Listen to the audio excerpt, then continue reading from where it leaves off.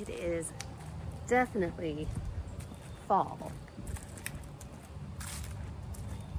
The nice heat of summer has departed and left behind all of these beautiful colors in the trees, the ground covered in colorful leaf confetti. It is beautiful out here. Get a little bit of a breeze today. It's definitely overcast,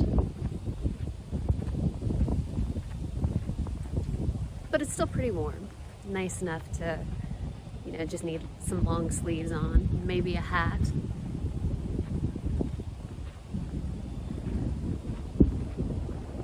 But it is just a stunning and beautiful day, and I wanted to get out here and hopefully catch some of the dynamic motion of the trees moving in the wind and the leaves as they fall.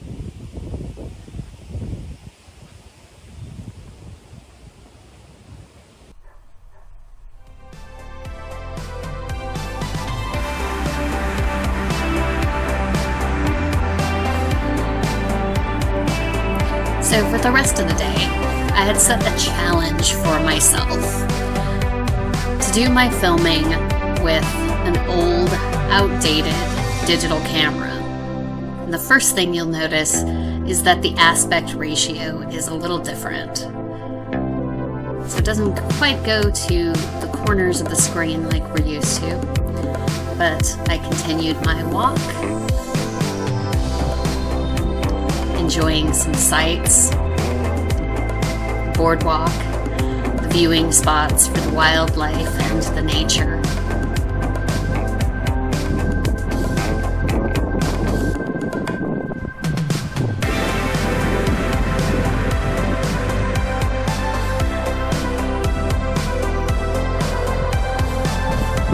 The sound quality of an older camera is definitely not something that I recommend using, but it seemed pretty innocuous in this case.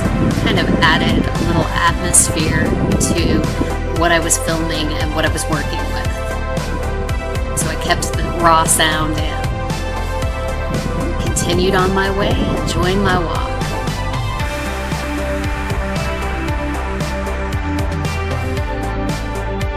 Autumn is my favorite time of year.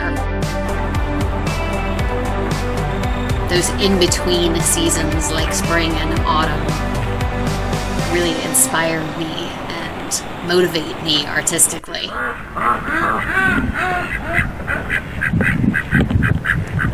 Then I found the ducks. I don't feed the wildlife, but they didn't seem to know that.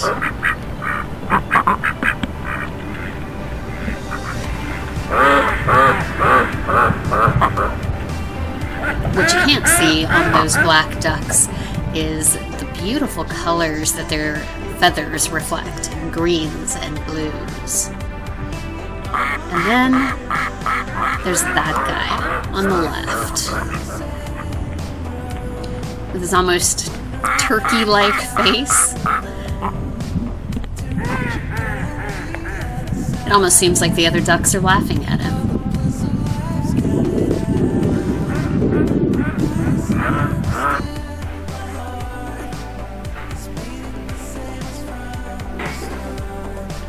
But it can't all be nature and walks. So back in the studio, it's time to change out of that pretty velvet jacket into something that I can get dirty in.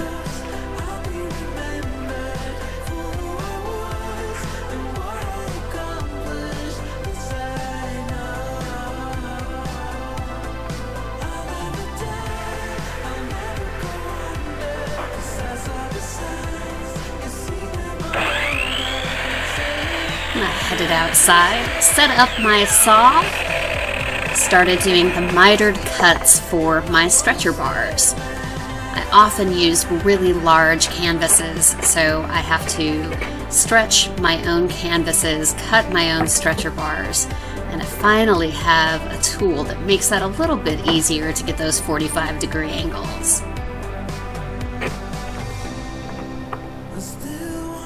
But as they say, measure twice, cut once. Great advice.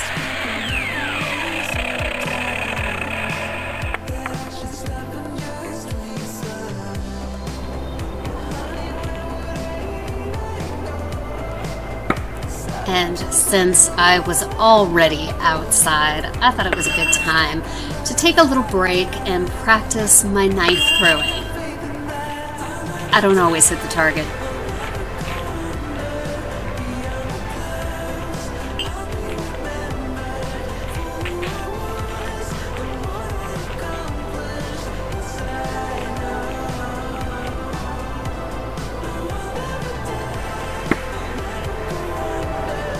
My knives come in sets of 3, and sometimes I get 3 in a row, and it is a great feeling.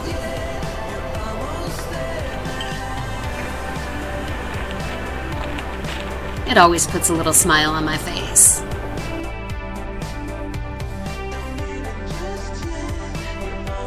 Back in the studio and starting a new painting. I've started a series of paintings that I like to call my boom paintings. This one started with the word yipe. And I wanted to use colors that involved orange and purple because it occurred to me recently how great those colors complement each other and look together.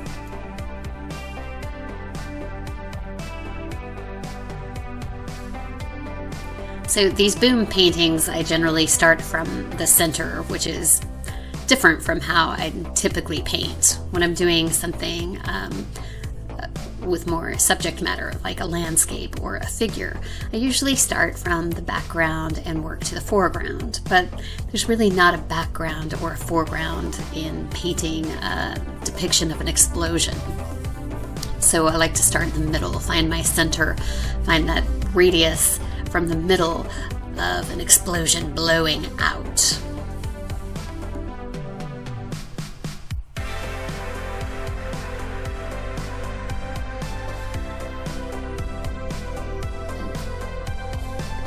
Then following up with some darks and some lights to make the colors really dynamic and pop out from each other and create depth that wouldn't normally be in something like this.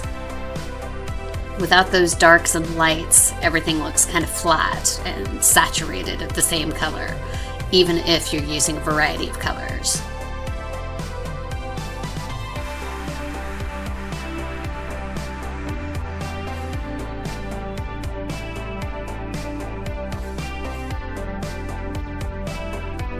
So this isn't what every day looks like for me, but this was a really productive and positive day. And I turned out the lights at the studio, and since there was just a little bit of light left outside, I decided I'd get a little mowing in. And this will probably be the last time I mow my lawn this year. As the cold sets in, the grass growth slows, and I probably won't have to do this again until spring. But it's a nice way to end a really productive day.